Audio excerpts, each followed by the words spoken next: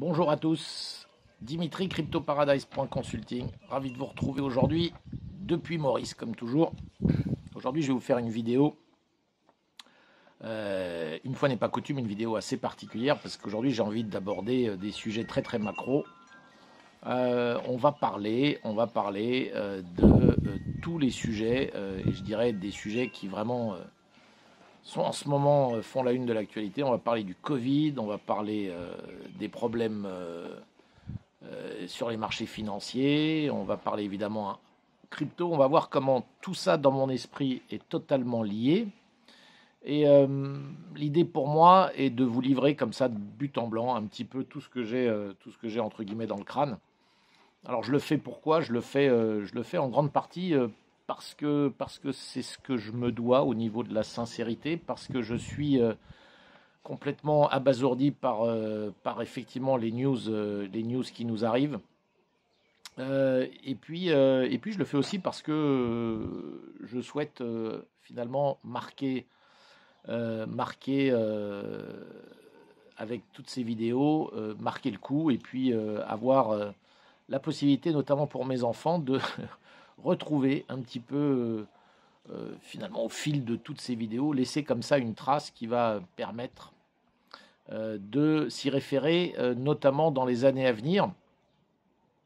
D'ailleurs, entre parenthèses, je me suis déjà amusé à regarder certaines prédictions sur le Bitcoin que je faisais il y a un peu plus d'un an maintenant, et c'est assez amusant et gratifiant de voir combien j'avais vu venir finalement ce à quoi nous avons assisté. Alors voilà, trêve d'introduction. Moi, ce que je vais vous dire aujourd'hui, évidemment, on va pouvoir classer cette vidéo dans les vidéos complotistes, pourquoi pas. Pas de problème, moi j'ai aucun souci par rapport à ça. On peut affubler de n'importe quel nom qu'on veut. Les personnes qui, à un moment donné, décident de réfléchir un peu, ça ne changera pas grand-chose. Et puis, pour ceux qui me suivent régulièrement, vous le savez, j'ai fait déjà le 11 septembre dernier, j'avais fait une vidéo que vous allez retrouver dans mon historique de vidéos où je parlais du 11 septembre. Vous avez, pour certains, été surpris, mais en tout cas, vous avez compris quelle était ma position par rapport à ce genre de sujet. Donc, vous vous doutez que, en ce qui concerne le Covid, j'ai évidemment pas mal de choses aussi à dire. Pour ceux qui me suivent sur Twitter, je vous rappelle mon Twitter qui est CryptoParadise.c. J'ai fait plusieurs tweets récemment parce que je suis assez offusqué de certaines choses que je vois. Et donc, voilà, je vais vous livrer un petit peu ce que je pense. Alors, d'abord, on va faire un constat. Hein. Vous savez, encore une fois, pour ceux qui me suivent sur Twitter, moi, ça fait, j'en parle assez ouvertement.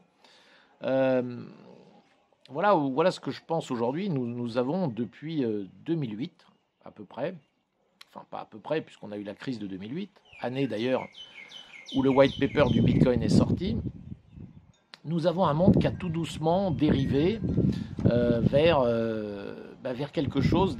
À chaque fois, ce sont des pas qui sont franchis et en général, on ne revient pas en arrière. Alors, tout a commencé, je ne vais pas refaire l'histoire, parce que j'avais fait des vidéos il y a plus d'un an, lorsqu'on avait été au premier confinement, en mars 2020. J'avais d'ailleurs clairement démarré cette chaîne YouTube avec des vidéos qui s'étaient intitulées Débancarisez-vous, et qui étaient, je dirais, en 6 épisodes, si je me souviens bien, une véritable introduction à la façon dont fonctionnent les marchés financiers, et qui amène au Bitcoin. Mais pour là encore faire un très très bref retour là-dessus, vous savez, on a eu un système monétaire qui était viable, je dirais, entre 1944 et 1971, l'époque où l'or tous les dollars étaient backés par l'or, hein, et chaque once d'or valait 35 dollars.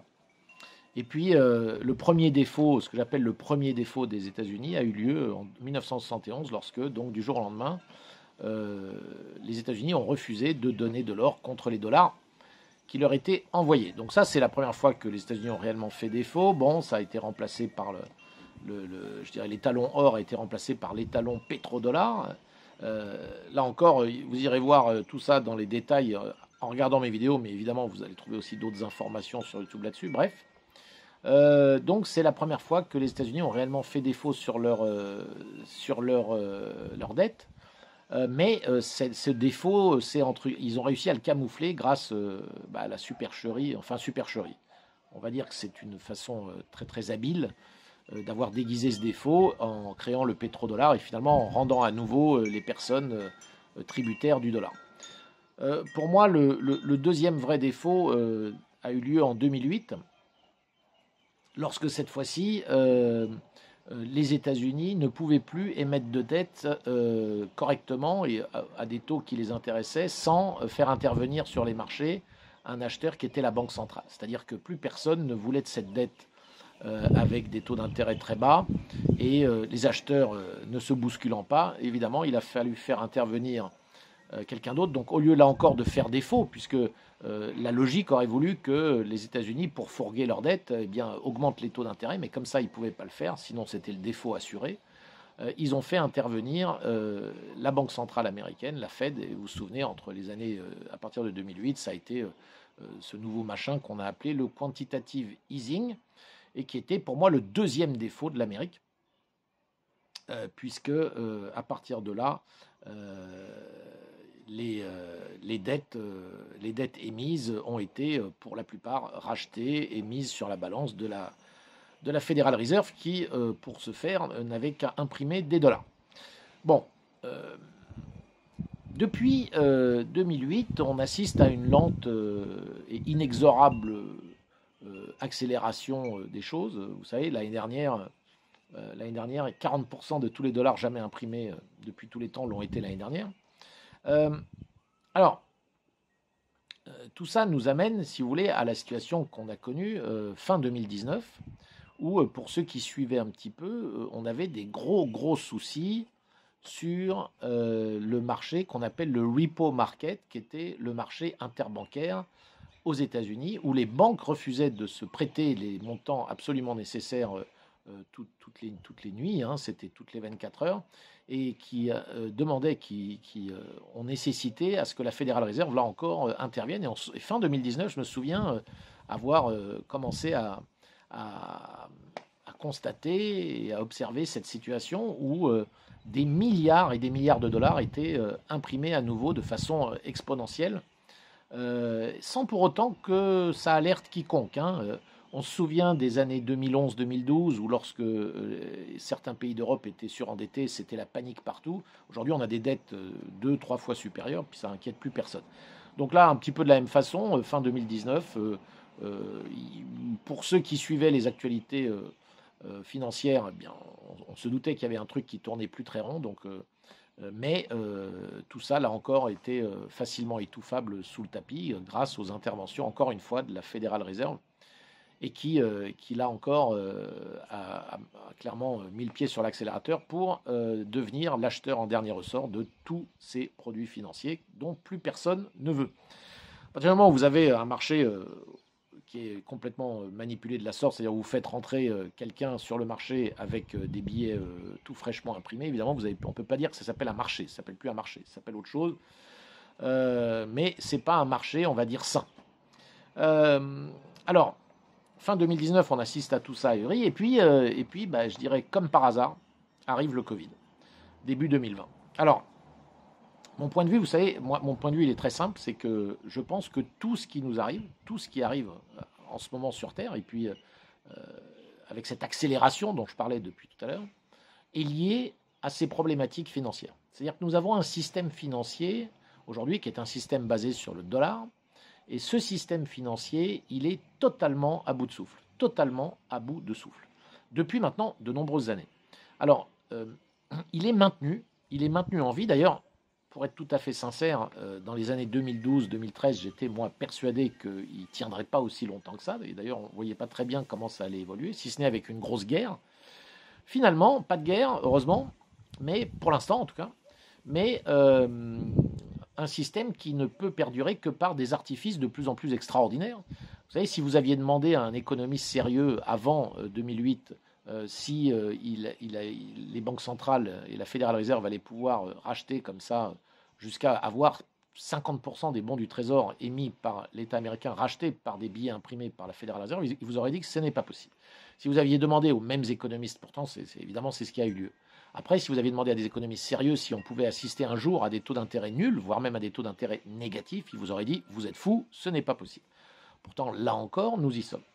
Alors, via tous ces artifices de plus en plus incroyables, moi je pense que le cœur de tous nos problématiques aujourd'hui, il est à chercher dans les problématiques de notre système financier qui est basé sur le dollar, et le dollar qui lui est en très très mauvaise posture, tout comme d'ailleurs toutes les autres monnaies fiduciaires. Alors bien entendu, on a un jeu qui consiste à ce que toutes les monnaies soient dans une espèce de débasement, si vous voulez, debasement en américain, ce qui est en fait une espèce de dévaluation de leur valeur, d'évaluation de toutes les monnaies. Et comme vous avez toutes les monnaies qui en même temps dévaluent, certaines dévaluent plus vite que d'autres, et puis ça crée des fluctuations d'une monnaie à l'autre, ce qui peut donner l'impression que finalement, parce qu'avant avant 1971, et puis je dirais même avant les années 2008, les monnaies, quand même, lorsqu'elles bougeaient les unes entre les autres, c'était là qu'on se disait, tiens, il y a une monnaie qui dévalue par rapport à une autre. Le problème, c'est que si vous avez toutes les monnaies qui dévaluent, comment est-ce que vous pouvez dire qu'une dévalue par rapport à une autre? Alors bien sûr, moi qui suis à l'île Maurice, on a vu la roupie mauricienne ces derniers temps, notamment la dernière année avec le Covid, dévaluer bien plus rapidement que le dollar. Mais toutes dévaluent. Et ce à quoi on a assisté, c'est donc une espèce de, on va dire, et c'est ça qui est très inquiétant, c'est que on a en parallèle de ça une espèce de nouveau narratif, si vous voulez, de nouveau scénario qui tout à coup s'est développé avec l'apparition du Covid. Le Covid-19 qui est une maladie sur laquelle au début, je vous rappelle, on va se remettre quand même en début 2020, où au tout début, il y avait clairement des médecins qui étaient en voie de montrer que des médicaments étaient efficaces. Tout ça a été terminé. On avait le Plaquenil, tous ces médicaments antipaludiques qui étaient distribués depuis des dizaines et des dizaines d'années, sans aucun problème, sans ordonnance, qui du jour au lendemain ont été interdits, car ils étaient efficaces pour traiter cette maladie. Et en revanche, on vous a fait le coup du confinement immédiat dans tous les pays du monde, ce qui est quand même assez extraordinaire. C'est-à-dire que tous les pays, quasiment tous les pays, se retrouvent sur exactement la même ligne. C'est quand même très très surprenant pour lutter contre une maladie qui faisait somme toute très très peu de victimes et surtout dans des populations âgées et avec forte comorbidité comme tout le monde le sait aujourd'hui. Mais si vous vous remettez en arrière et que vous revenez en mars 2020, tout ça était assez surprenant et on était tous assez subjugués, moi le premier. Et puis petit à petit, on comprend que ce narratif va permettre finalement de cacher un petit peu et vous savez, vous reportez l'attention sur autre chose et puis c'est fini. On n'a plus du tout l'attention sur ce qui se passait sur le repo market et surtout, vous avez à nouveau les rênes complètement libres pour repartir dans un tour de délire monétaire auquel on n'aurait même pas pu rêver quelques mois avant. Lorsque vous avez un Emmanuel Macron qui vous annonce que on pourra, quoi qu'il en coûte, imprimer de l'argent et puis surtout en distribuer à tout le monde, qui va racheter ses soins bien gentiment, payer à ne plus rien faire. Là, vous vous dites, c'est quand même extraordinaire, parce que quelques années, même pas, quelques mois avant, il y avait quand même des grosses manifestations en France de gilets jaunes, et on expliquait, à qui voulait bien l'entendre, qu'il n'y avait pas d'argent pour en distribuer comme les gilets jaunes le souhaitaient. Il est impossible de baisser les taxes, etc.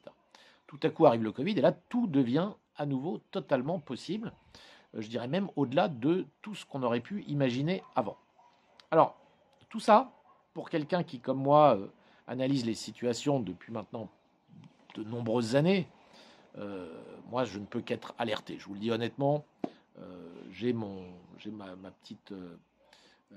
mon petit réveil à l'intérieur de ma tête qui se met à biper, si vous voulez. Pour tout ça n'est pas, je dirais, très logique.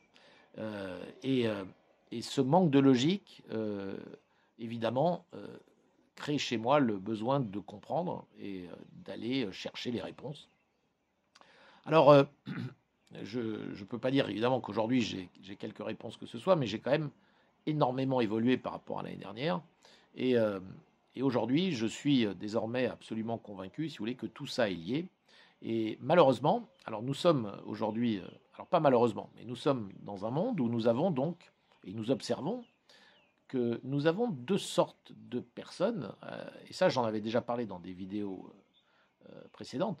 Nous avons d'un côté un monde centralisé qui voit, donc qui est basé sur un système financier totalement contrôlé par des autorités centrales, et qui voit arriver, si vous voulez, ce nouveau monde décentralisé qui a été créé en 2008, finalement qui n'a été que le résultat de leurs actions à eux, c'est-à-dire qu'ils ont été tellement loin dans un délire qui était quelque chose qui a été vu par certains qui comprennent ce qui se passe comme étant très très dangereux.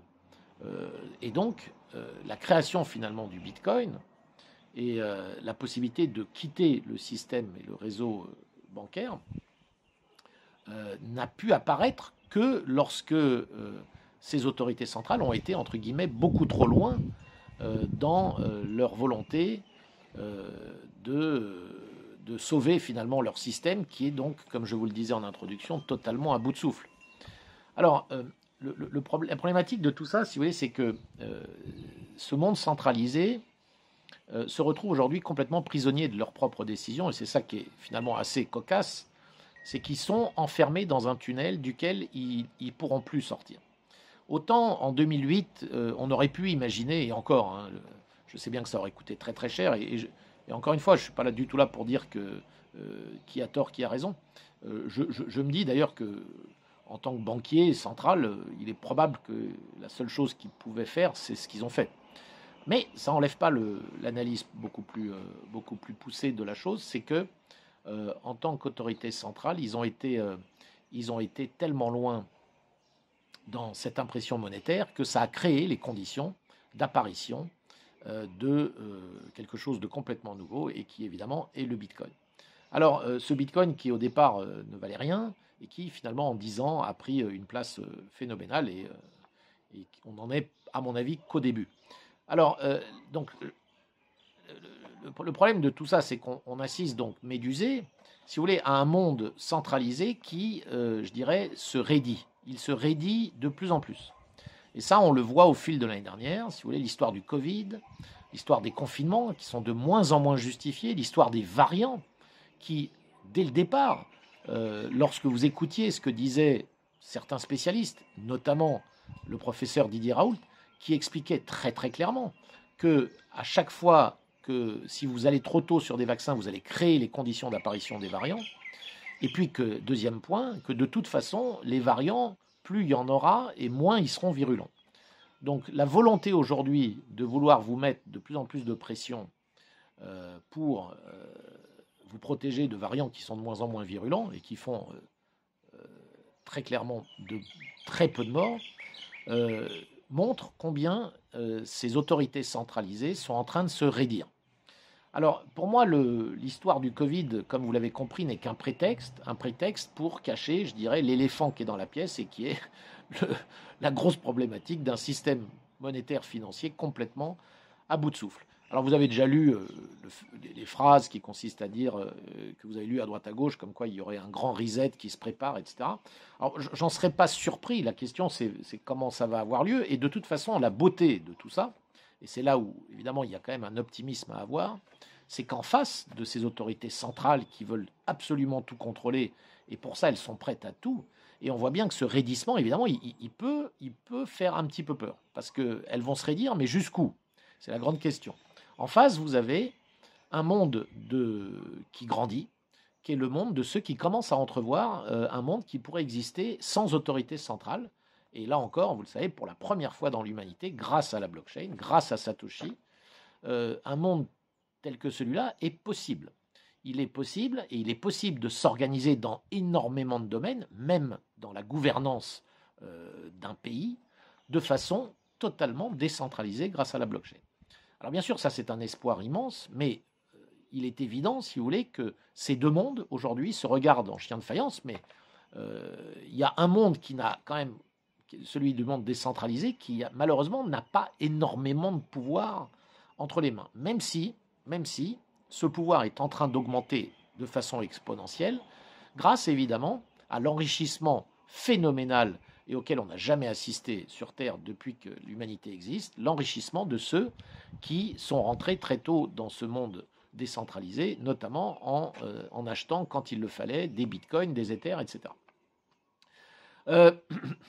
On assiste donc à cette confrontation qui est sous nos yeux, un monde centralisé, un monde décentralisé. Moi, ce qui me rend optimiste, c'est évidemment que j'ai compris depuis longtemps que la technologie est plus forte. Quoi qu'il arrive, même si des autorités centrales ne veulent pas entendre parler de ces évolutions, eh bien, même si elles le souhaitent, je pense qu'elles ne peuvent rien faire. On le voit avec des tentatives assez rigolotes de certains pays, et pas des moindres. Hein. On a l'Inde, on a la Chine, qui à chaque fois reviennent sur le devant de la scène en disant qu'elles vont interdire le bitcoin, qu'elles interdisent ceci, qu'elles interdisent cela. Regardez la Chine qui il y a un an, qui avait fait le buzz en disant et en faisant sortir quasiment tous les mineurs de Chine, pas de problème. Tous les mineurs sont maintenant en Amérique du Nord. Et ils en sont plutôt très satisfaits d'ailleurs. Donc la technologie partira pas, la technologie, on n'arrivera pas à la changer. En revanche, évidemment, la vraie question qui se pose, c'est comment ces autorités centrales, comment ces gouvernements vont réagir, notamment dans les mois, dans les années qui viennent, lorsque de plus en plus de places vont être prises par ces systèmes décentralisés et qu'ils verront là, comme ils le voient déjà, et c'est ça dont je suis certain, ils le voient déjà, le danger que représente ce monde décentralisé pour leur pouvoir, auquel, bien entendu, ils vont s'accrocher becs et ongles jusqu'au bout.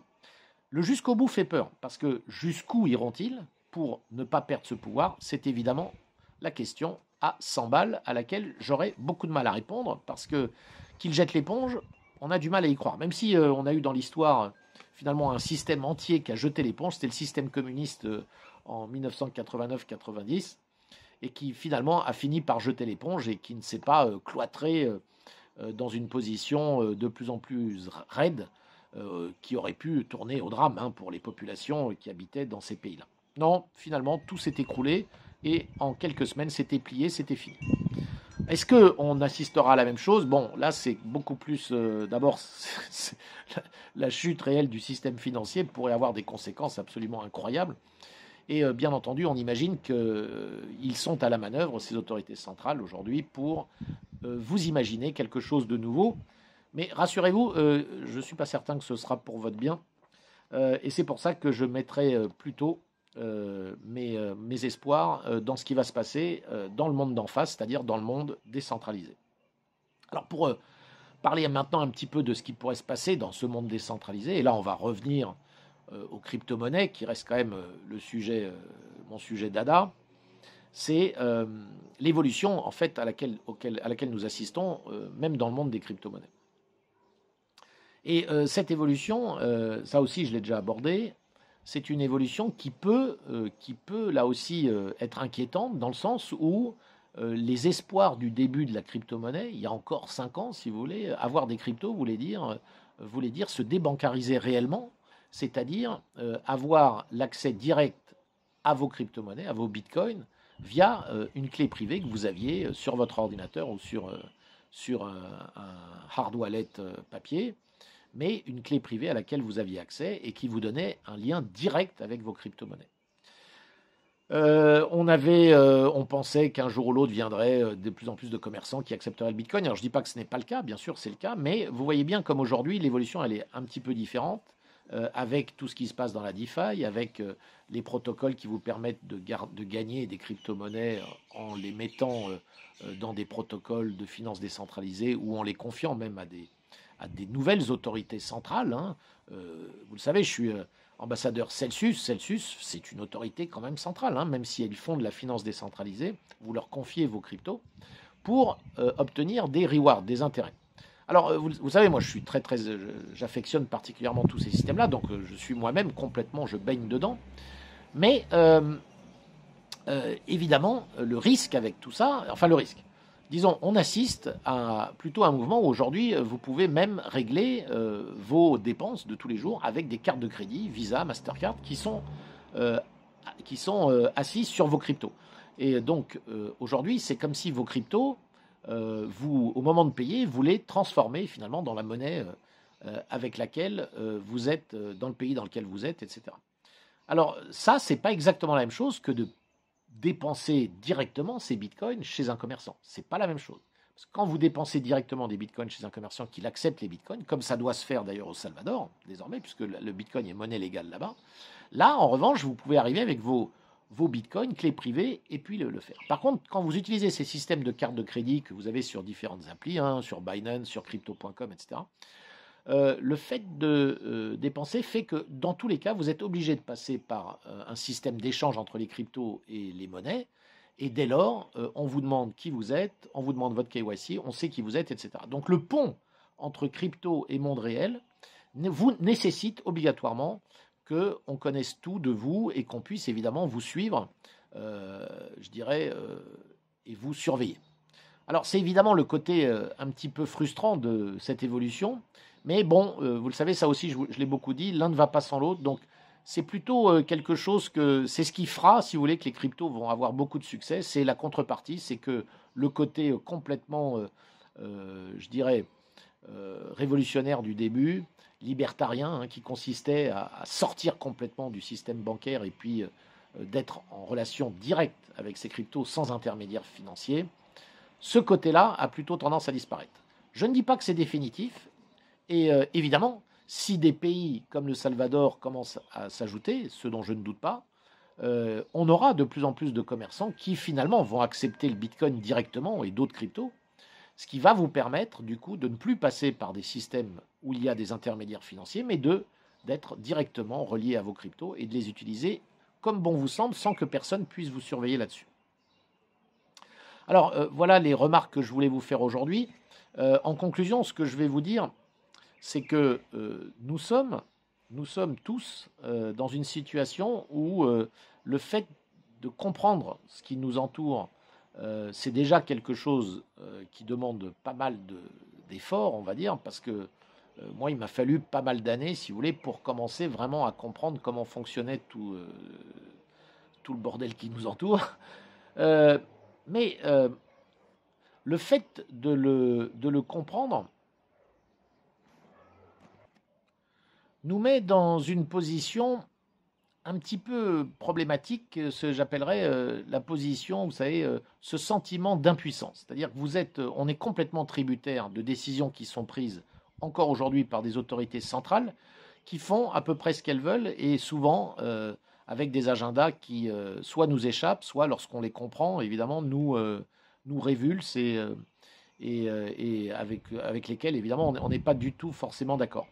Mais donc ça nous met dans un sentiment d'impuissance qui est un sentiment de frustration parce que nous sommes obligés de subir ce qui se passe. Alors vous voyez, moi-même, j'ai quitté la France il y a maintenant 4 ans pour venir ici à l'île Maurice. Bien sûr, parce que j'ai souhaité en grande partie quitter, je dirais,